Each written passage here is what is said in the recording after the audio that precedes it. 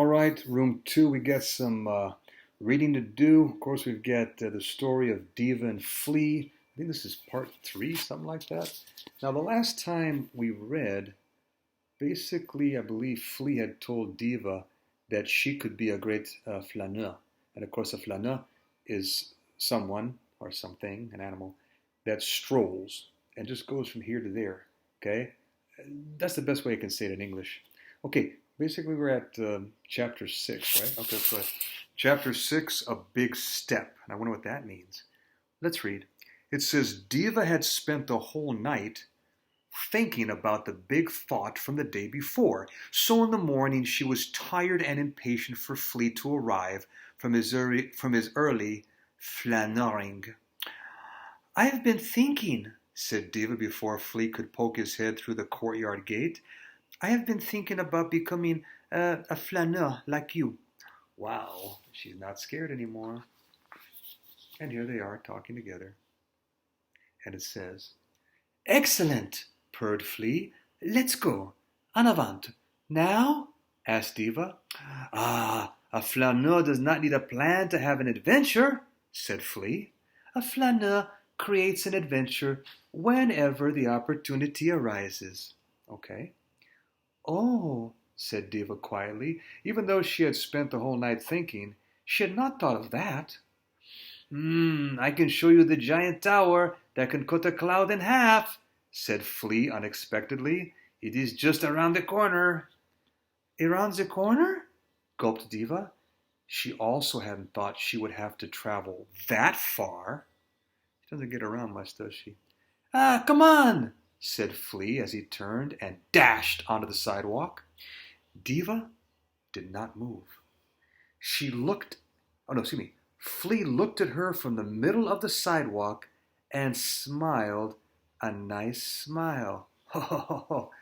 Well, take a little step and see how it feels, he said. Well, even a little step felt like a big step to Diva. The sidewalk was large and different and very not courtyardy. But if Flea was there, and he was, then it couldn't be all that bad. No, it can't be. So slowly and carefully, Diva scrunched her nose and followed in Flea's paw steps. She passed through the courtyard gate for the first time ever, leaving behind the one place where she had lived her whole entire life. Wow. It took her many steps to reach Flea on the sidewalk, but eventually she did. Oh, isn't this fun? Asked Flea. Diva did not think it was fun, but it was exceptional. That means sort of like, wow, great, unique. And look at Flea's big green eyes bulging out. Wow, incredible. Looks like, I don't know who. Okay. Chapter 7, The Corner. And there's Diva at the corner. Looks like a newsstand in Europe.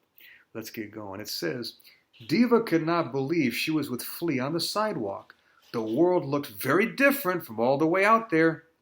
She could even see her apartment building. This is really something, Diva said excitedly. Did you see me? I'm flaneuring. Ah, we're not done yet, said Flea before dashing around the corner and completely disappearing. How do you think Diva feels? Yeah, I think so. And it says, Diva gasped. There she was, alone, outside, in the middle of the sidewalk, by herself, without anyone else. In one direction was her home. In the other direction was her friend. Diva took a deep breath. She scrunched her nose tight. She took a step toward the corner. Step by little step, Diva reached the corner. Wow. Then she turned and saw something wondrous. What do you think she saw, girls and boys, that was wondrous? Come on now. Guess, guess, guess, guess, guess. If you said the Tour Eiffel or Eiffel Tower, oui, you are correct. And there is Le Tour Eiffel, the Eiffel Tower, in all its splendor.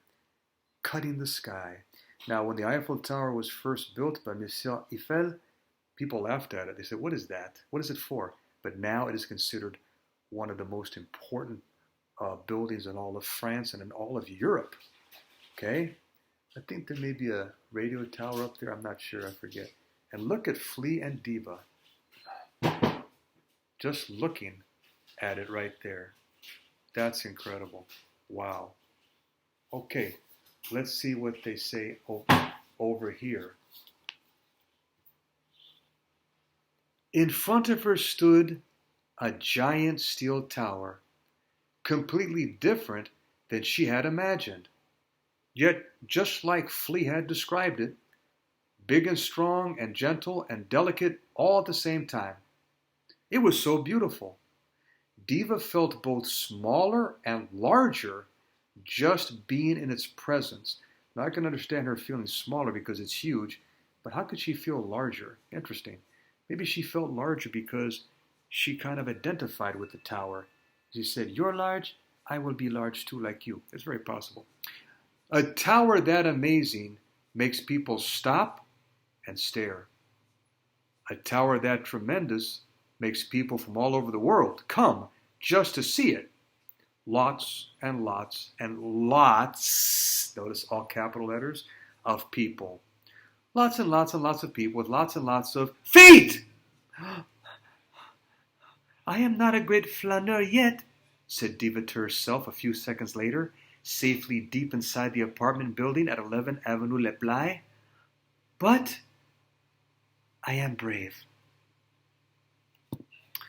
And she certainly was.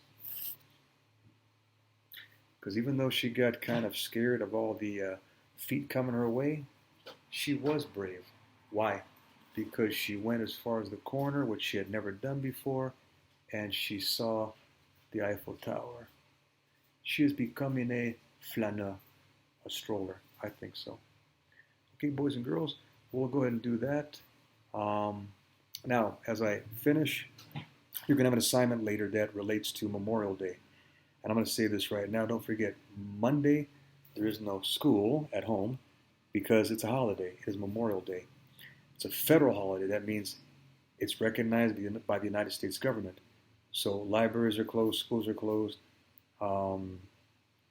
banks are closed, and also the post office. Many things are closed. Why?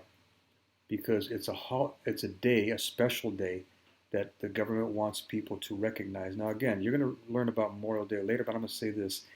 Memorial Day is not a day of celebration. Sometimes people, and they're well-meaning, will say Happy Memorial Day. I have to remind them, no, it's not Happy Memorial Day. Memorial Day is the day we remember those servicemen and servicewomen who died for our country. We have a free country.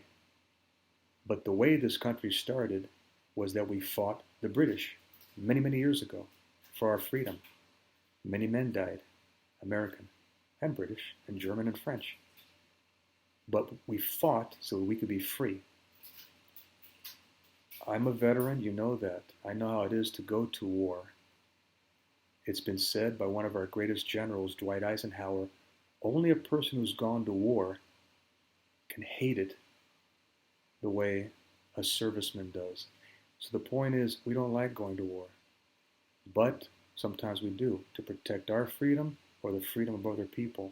So Memorial Day is a day that we remember those men and women who died serving our country in the armed forces. And you'll get to read a book about that later and write about it. But remember, if you see somebody, even though we're kind of at our home right now, or talk to somebody on the phone or whatever, yeah, it's not Happy Memorial Day. It's actually a day for some that's very sad. You just say, have a peaceful Memorial Day. Okay? So, enjoy reading that book. And you know what? If you got American flag on Memorial Day, which is Monday, a good idea to put it out and show that, yeah, you do respect those servicemen and servicewomen who died for our country. Don't forget. And I will see you the day after, which will be Tuesday. Take care.